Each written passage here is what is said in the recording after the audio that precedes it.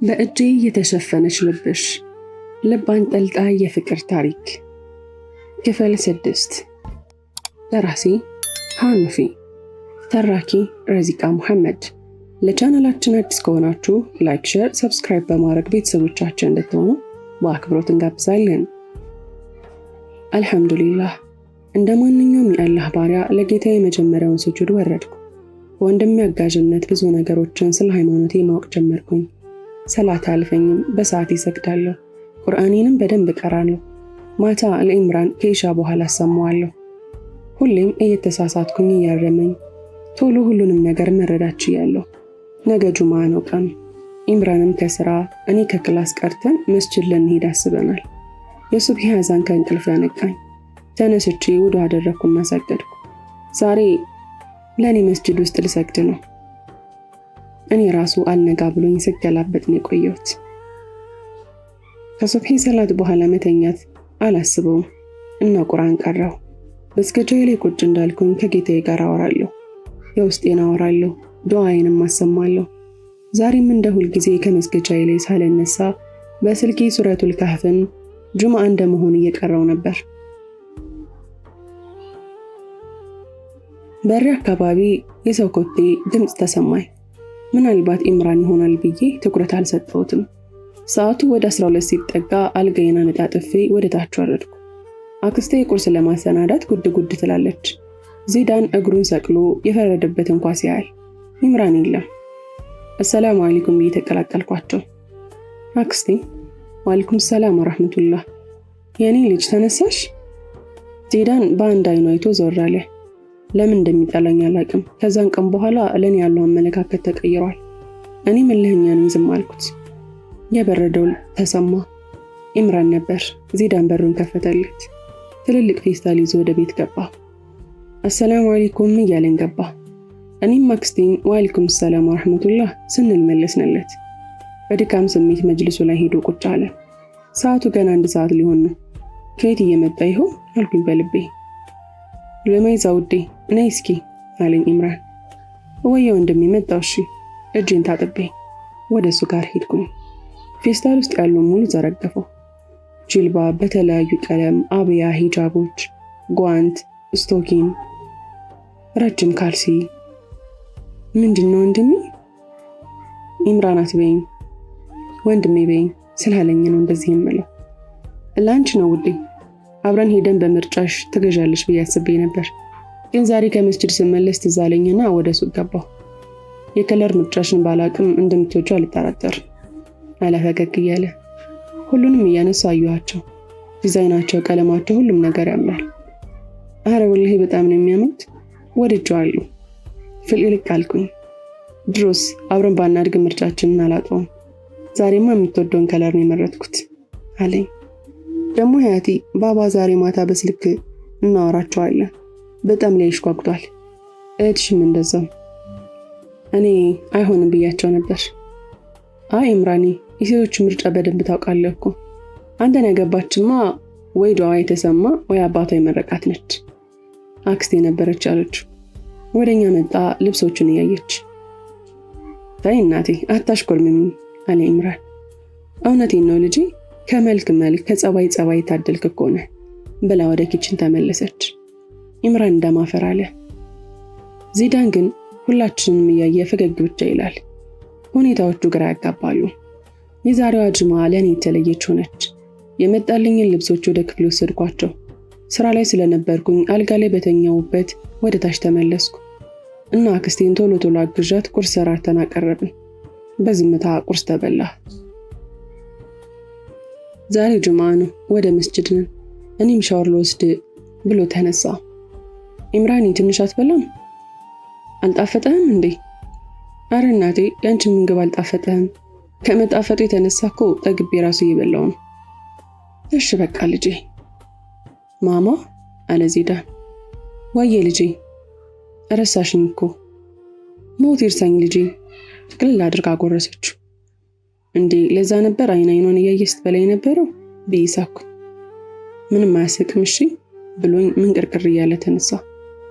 አራክስቴ ልጅ ምንም ጸባይ አልገባኝም። አየኔ ልጅ አሁን እንደውም ደህና ሆነ። ከ2 ዓመት በፊት ብታዩ ምን ልትይ ነበር? ማለት ተይኝ እስኪ ልጄ። ራሱ ላይ በር ዘግቶ አይበላ ይጠጣ በልመና ነበር የሚናገረው። ማንንም ማየት አይፈልግም ነበር። ደንገጥ አልኩ። ምን ሆኖ ነበር ምክንያቱ አልኩ። እንጃ ልጄ፣ ሐኪም ብናሳየው ምንም መፍትሄ የለውም። ምናልባት ሲህር ይሆናል ብለን በብዙ ሰዎች ቁርአን እንዲቀራበት አድርገን ነበረ፣ ግን ምንም እንደሌለበት ነገሩን። ያ ቆንጅዬው ወንዱ አቋም ያለው ዚዳ እሱ ጠፍቶብኝ ሸምበቆ አከለ። ኢምራንም አባቱን ብዙ ሞከሩ፣ ግን ምንም መፍትሄ ልናገኝ አልቻልንም። በስንት ልመናና በስንት ጉድ ልጄ ሰው መሰለ፣ ወደ ራሱም ተመለሰ። ግን ያለ ዲኑ ለሃይማኖቱ ሟች የነበረው ዚዳን ጠፍቶ ሱሰኛ ሆኖ ነበር። በስንት ልመናና ሱስ እንዲተው አደረኩት። ሰውም አይቀርብም። አሁንም እንደውም ለአንቺ ጊዜ ፈገግ ማለትም በቅጡም ባይሆን ለማውራት ፍላጎት ሲኖረው አየሁ። ለአንቺ የሚለውን ቃል ሰማ ልቤን ደስ አለው። ተይ እንጂ ሉመይዛ፣ ምን እያሰብሽ ነው? ተመለሽ አልኩኝ በልቤ። ከስንት ጊዜ በኋላ ይሄው ያቋረጠውንም ትምህርት የተማረ ሰውም እየመሰለ ነው። ግን የዲኑን ነገር እርግፍ አድርጎ ትቶብኛል። ዱዓዬ ሁሉ እሱን ወደ ቀልቡ እንዲመልስልኝ ነው። አይኖቿን ባቀረሩ። አይዞሽ በቃ አክስቴ፣ የተቻለንን ሁሉ እናደርጋለን ብዬ እቅፍ አደረኳት። የበላንበትን እኔም ስለጠገብኩኝ ማነሳሳት ጀመርን። የበር መንኳኳት ድምፅ ተሰማ። እሺ ቆይ መጣሁ። በፍጥነት ተራምዶ በሩን ከፈተው። ደንገጥ ብሎ ግፍትር አድርገው ገባች። ከኋላዋ እየተከተለ ወደ ቤት ገቡ። መናደዷን ከፊቷ ተረድቷል። ምንም ብትለው ለመቻል አስቧል። ዞር ብላ ፈጠጠችበት። እሺ እውነት ብለን የምንፈልጋት? እስኪ ንገረኝ፣ ምን ወሰዳት ነው የሚባለው? በፈጣሪ። ሶፋው ላይ ዘፋለች። አይኗን እያየ በዝምታ ይውለጨለጫል። ብድግ ብላ ከግቢ ወጣች። እሱም ተከተላትና ወጣ። ከጎረቤታቸው ከድጃ ዘንድ ሄዳ አንኳኳች። በሩ ተከፈተ። ከድጃ ነበረች። ደህና አደርሽ ከድጃ? አልሐምዱሊላህ ደህና አድሬያለሁ። ሁኔታው አስደንግጧቸዋል። ሉመይዛ ጠፍታብኝ ነበር። እዚህ ከሆንሽ ብዬ ነው። ከዚህ ቤት ውጪ ማንንም አታውቅም። ኧረ እዚህ አልመጣችም አሏት፣ ተስፋ በመቁረጥ እያየቻቸው። ግን ብላ አንገቷን ደፋች። ካላመንሽ ወደ ውስጥ ገብተሽ ማየት ትችያለሽ ብለው ይዘዋት ገቡና አሳዩት። ግን ከከድጃ ውጪ ማንም አልነበረም፣ በቤቱም ሆነ በግቢው። እሺ በቃ ብላ ከግቢው ወጡ። የስልክ ጥሪ ድምፅ ሲሰማ አልተነሳም። አሁንም ተቋረጠ። ድጋሚ ሲጠራ ተነሳ። ሄሎ፣ ሰላም አለይኩም ወራህመቱላህ። ወአለይኩም ሰላም ወራህመቱላህ። እንዴት ነው እናት ከድጃ? ይቅርታ ሻወር እየወሰድኩ ስለነበር አላየሁት። አልሐምዱሊላህ ልጄ ደህና ነኝ። አረ ችግር የለው። አንተስ ሉመይዛስ ደህና ናችሁ? አልሐምዱሊላህ ደህና ነን። አሁን የደወልኩት እንኳ የውብዳርን መመለስ ልነግርህ ነው። ሉመይዛ ጠፋች ብላ እኔ ጋር መጣ ነበር። ታዲያ ምን አሏት? እኔ ጋር አልመጣችም ብዬ ሰደድኳት። አሪፍ በቃ ለመረጃው አላህ ይስጥልኝ። አረ ችግር የለውም ልጄ። ሉመይዛን ሰላም አለይኩም በልልኝ። እሺ እናቴ ደህና ዋሉ። አንተም ደህና ዋል ልጄ። ስልኩ ተቋረጠ። ኢምራን አዲሱን ጀለቢያውን ለበሰ። ሰዓቱን እጁ ላይ አደረገ። ፀጉሩና ጺሙን ካስተካከለ በኋላ አማይሞን በስርዓቱ ጠመጠመ። የሽቶ ጣዕም ክፍሉን አወደው። መስገጃ፣ ተስቢህ፣ ስልኩን ኢቲኤም ይዞ ከክፍል ወጣ። ወደ ሉመይዛ ክፍል ሄደ። ጀርባዋን የሸፈነውን ረጅሙን ፀጉሯን እያበጠረች ነበር። እና ወደዋት ያልጨረሽም? ኢምራን ነበር። አረ ጨርሻለሁ፣ ትንሽ ብቻ። እሺ ቶሎ በይ፣ እታች ጠብቅሻለሁ ብሎኝ ወረደ። እኔም ፀጉሬን ጠቅለል አድርጌ አስያዝኩት። ጥቁሩን ጅልባብ ለበስኩኝ። ጓንትና ካልሲም አደረግኩ። ስልኬንና መስገጃ ይዤ ወደ ታች ወረድኩ። ዛሬም አትሄድም አለ ኢምራን። አየውና ዝምታ ነበረ መልሱ። እንዴ መስጂድ አይሄድም እንዴ አልኩኝ። አውቄ ነበር የተናገርኩት። ሁሉም ወደ እኔ ተመለከቱ። ምን ነው አልኳቸው። አስተያየታቸው ገርሞኝ። ያ አላህ የኔ ልዕልት አምሮብሻል፣ አላህ ይጠብቅሽ ማሻአላህ። አረ ማማር፣ እኔ እኮ መዘነጤ ነበር አለ ኢምራን። አረ ካንተማ አልበልጥም ወንድሜ አልኩት። እሺ በቃ እኔ እንውጣ የተከበሩ አለ በፈገግታ። እኛ ብቻ ነን የምንሄደው አልኩኝ በድጋሚ። አዎ ልጄ እኔ ሰላት የለኝም፣ ባይሆን ቤቱን ፋድርጌ እጠብቃቸዋለሁ። አንተስ አልኩኝ ወደ ዚዳን እያየሁ። ፊቱን አዙሮ ተቀመጠ። ነይ የሱን እነግርሻለሁ። ኢምራን ነበር። ከኢምራን ጋር ተያይዘን ወጣን። ግን እኔ በመኪና መሄድ አልፈልግም ስለው እሺ በእግራችን እንሄዳለን አለኝ። ግን እኔ ሐሳቤ ስለ ዚዳን እንዲነግረኝ ነበር። እኔ ምልህ ወንድሜ አልኩት። ወይ እህቴ፣ ዚዳን ለምንድን ነው እንደዚህ የሚሆነው? ታሪኩ ረጅም ነው ውዴ፣ ግን ዱዓ አድርጊለት አላህ ቀልቡን እንዲመልስለት። እሺ ወንድሜ፣ ግን ውዴ ምን ነው እንደዚህ ለሱ ተጨነቅሽ? አረ ዝም ብዬ ነው አልኩት። ከሆነሽ ግን እንደ ወንድም የምታማክረኝ ነገር ካለ አትፍሪ። አረ አልፈራህም አልኩት። ሴቶቹ በአባያና በጀልባብ ወንዶቹ ደግሞ በጀለቢያ እምር ድምቅ ብለው ጉዟቸውን ወደ መስጂድ አድርገዋል። ያአላህ ግን ሙስሊም መሆን ምንኛ መታደል ነው። እስልምና በራሱ ውበት ነው። ወደ መስጂድ ጋር ደረስን። ውዴ በኋላ ስትወጪ እንዳንጠፋፋ እዛ ጋር ያሉ ካፌ ጋር ከቀደምኩሽ እዛው ጠብቅሻለሁ፣ ከቀደምሽኝ እኔም ጠብቅሻለሁ። መስገጃውን ተቀብሎኝ ገባ። እኔም ወደ ሴቶቹ ገባሁኝ። የውብዳር ጭንቀቷ ጨምሯል። የት እንደምትሄድ የት ብላ እንደምትፈልጋት ሁሉ ግራ ገብት ብሏታል። ወደ አባቷ ደወለች። ሄሎ ጋሼ። ሄሎ ልጄ እንዴት ነሽ? በሰላም ደረሽ? እንደምጨነቅ ያወቅሽ ገባው ሳትኝ ምን ነው? ይቅርታ ጋሼ የልጄ ነገር አሳስቦኝ እኮ ነው። ጨነቀኝ ጋሼ። አይ የኔ ልጅ። እሺ ልጄ እንዳትናደጅብኝ። አንድ ነገር ግን ልንገርሽ። ምንድነው ጋሼ? ለምንስ እናደዳለሁ? ይሃን መጥቶ ነበር ወደኛ። ምን? መቼ? እኔ ወደዚህ ከመጣው በኋላ ነው? ምን ሊሰራ? ምን አላችሁት?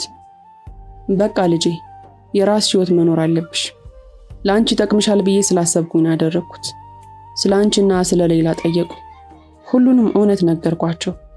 የት እንደምትኖሩ አንቺን እዚህ እንድትመጪ ያደረግነው እነሱ ለመይዛ ጋር ለመገናኘት እንዲመቻቹ ነው። ምን አልክ ጋሼ? አንተና ልጄን ያስወሰድክብኝ? እንባ ከዓይኖቿ ይወርዳሉ።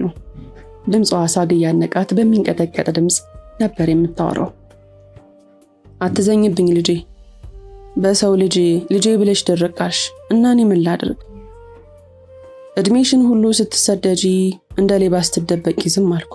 አሁን ግን ይብቃ። በሰው ነገር ግግም ማለት ይብቃሽ። በቃ ወደ ራስሽ ተመለሽ። የውብዳር አልችልም ጋሼ። ሉመይዛ የኔ ልጅ ናት። ያኔ ለበቀል ቢሆንም ይዣት የጠፋሁት የሷ ርህራሄ ግን ልቤን ገዛው። አንድ ቀን እንደ እናት ፊት ሰጥቻት አላውቅም። ከሰው አርቄ ነው ያሳደኳት። እሷ ግን እኔ ምንም ፊት በነሳት ለኔ ያላትን መውደድ ብታይ አድጋ ነብስ አውቃ እንኳን ስቆጣት እንደ ልጅ አትናገርም። ቀና ብላ አታየኝም። ምን ባደርግ ነው ጋሼ ከልጄ ይለየኝ? ስልኩ ተቋረጠ። እህቱ ለመጀመሪያ ጊዜ ስታለቅስ አያት። ከልጅነታቸው ጀምረው ጥፋት አጥፍተው ራሱ ሲቀጡ እሱ ሲያለቅስ እሷ ግን ዋጥ ታደርገው ነበር ህመሟን። ዛሬ ግን ራሷን አታውቅ። አይኖቿ ደም መስለዋል። ምን ማድረግ እንዳለባት ግራ ገባው። ዝም ብሎ አያት ይዟል። የመጀመሪያ ጁማዓን በሚያምር ሁኔታ መስጂድ ሰግጄ ወጣሁ። እስከ ዛሬ ይህንን የሚመስል የሚያምር ነገር ነው ሲያመልጠኝ የነበረው። ወላሂ ውስጤ በጣም አዘነ። እናቴ ግን ይህንን ያህል ለምን ጨከነችብኝ? ከሰው ብታረቀኝ ይሁን እንዴት ከጌታዬ ከሃይማኖቴ ታርቀኛለች? ሂጃብ ከመልበስ ውጪ ምንም ስታደርግም ሆነ አድርጊ ብላኝ አታውቅም። አላህ ይስጣት ግን ሂጃቡን ስላለበሰች። ምድር እያልኩኝ ወደ ኢምራን ጋር ደረስኩ። የፊቴን መቆጣት አይቶ እንዴ ውድ እህቴ ምን ሆንሽ? ማን ጋር ተጣልተሽ ነው አለ ደንገጥ ብሎ። አረ ወንድሜ ከማን ጋር እጣላለሁ? ሁሉም እዚህ እኮ ለሰው ያላቸው ፍቅር ሲያስቀኑ እስካሁን ርቄ መኖሬ ቆጭቶኝ ነው። አይ እናቴ አልኩኝ። አትዘኝ ውዴ፣ አላህ ያለውን የሚሆነው። ከዚህ በኋላ ግን በዲንሽ ጠንካራ ሁኚ። አላህ የፈለገውን ያህል ቢፈትንሽ አልሐምዱሊላህ በእንጂ አታማሪ። የሚወደውና የሚፈትነው ደግሞ ምን ነው? እናትሽ ናፈቀችሽ እንዴ? እሺ ወንድሜ ከዚህ በኋላማ ወለም ዘለም የለም፣ ጠንካራ ሆናለሁ ብዬ ፈገግ አልኩኝ። እኔን ከቤት ስታጣኝ ግን መጣ ይሁን? አዎ መጣለች፣ ቤት ነች። እና ምን አለች? በአላህ ዝም ብላ ተቀመጠች? ምንም አልመሰላትም? ኧረ እናት ከድጃ ጋር ሁሉ ሄዳ ነበረ አንቺን ፍለጋ። ምንም ቢሆን እኮ አሳድጋሻለች፣ እንዴት ዝም ትላለች? አይ ምን ይሻላል ታዲያ ወንድሜ፣ ቆይ እናወራበታለን። አሁን ቤት እየጠበቁን ነው፣ እንሂድ። መጣሁ ብሎኝ ሄደ። ምን ትል ይሆን ግን ወንድሜ? አባቴን እህቴን እንዳገኘው ስሰማ ይከፋት ይሆን አልኩኝ በውስጤ።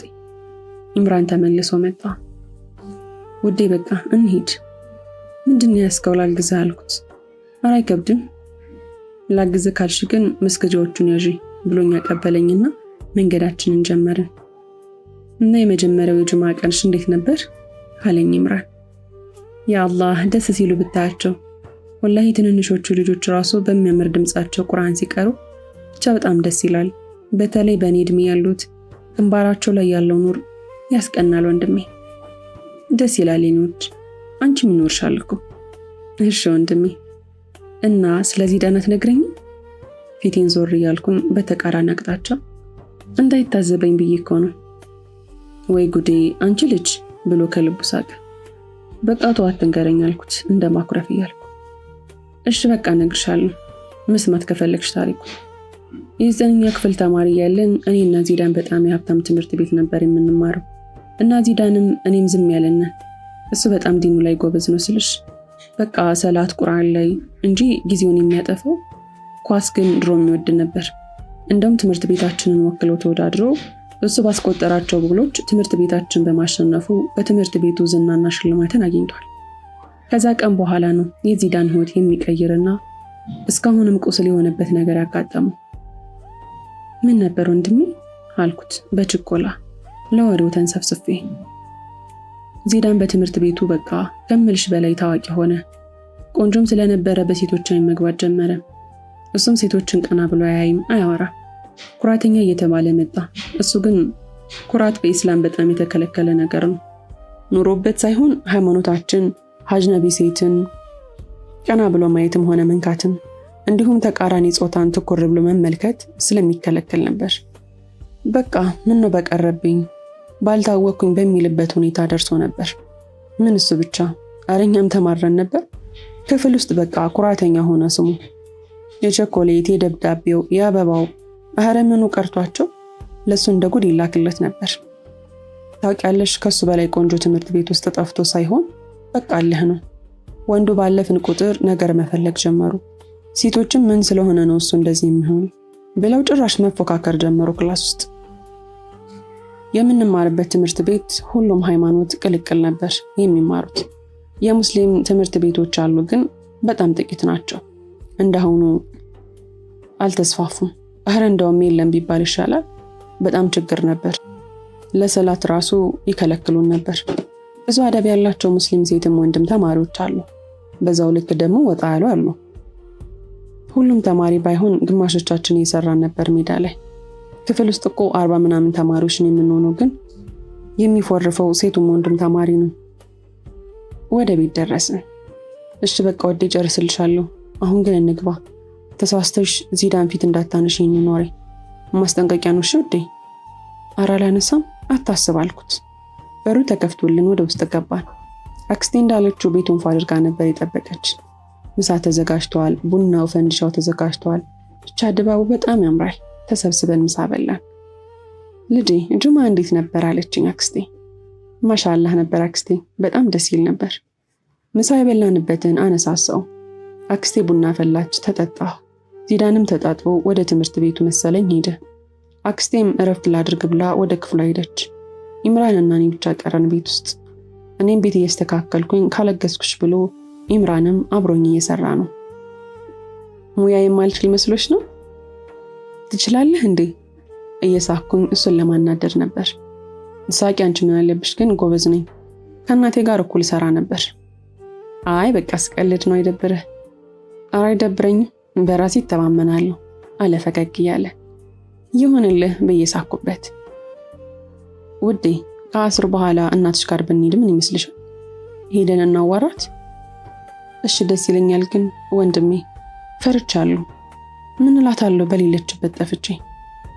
ኧረ ምንም የሚያስፈራ ነገር የለም። አልሰረቅሽ አንቺ። ከሰገድን በኋላ እንሄዳለን። አሁን ስራ አለኝ። እኔ ወደ ክፍሌ ልሂድ። ስራ ጨረስን መሰለኝ። ኧረ በቃ ሂድ። አዎ ጨርሰናል። ሽክሮን ወንድሜ ስላገዝከኝ። ታያለሽ ብቻ አንድ ቀን ምሳ በራሴ እጅ ሰርቻ በላሻለሁ። ከዛ ሙያዬን ታረጋግጫለሽ። አትጎረር እባክህ። እስኪ እናያለን አንድ ቀን። ጉራ መስሎሽ ነው? አሳይሻለሁ እያለ ሄደ። እኔም ዕቃውን አጣጥቤ ወደ ክፍሌ ሄድኩኝ። ምንም ስራ የለኝም። በዛ ላይ ነገ ቅዳሜ ስለሆነ ክላስም የለኝም። ማታ ቁርአን ማሰማት ስላለብኝ ወደ አድርጌ ቁርአን ማሐፈዝ ጀመርኩ። አረ እኑ ራስሽን የጎዳሽ እኮ ነው። በቃ ትገኛለች። የመቆጣት የመጮህ አቅሟ ራሱ ጠፍቷል ዛሬ። የት ነው የማገኛት? በቃ እውነቱን አወቀች እኮ እኔ እናቷ ለመሆኔ። አባቷን አገኘች። ከዓይኗ የሚወርደውን እንባ እየጠረገች ሌላ ትኩስ እንባ ታወርዳለች። ሁኔታዋ አሳስቦታል በጣም። እሺ ምግቤ ላምጣልሽ በለመመጥ ድምፅ ጠየቃት። እሷ ግን መልስ የላትም። ጀርባዋን እንደሰጠች ተኛች። ክፍል 7 ይቀጥላል። ታሪኩን ከወደዳችሁት ላይክ፣ ሼር፣ ሰብስክራይብ በማድረግ ቤተሰቦቻችን እንድትሆኑ በአክብሮት እንጋብዛችኋለን።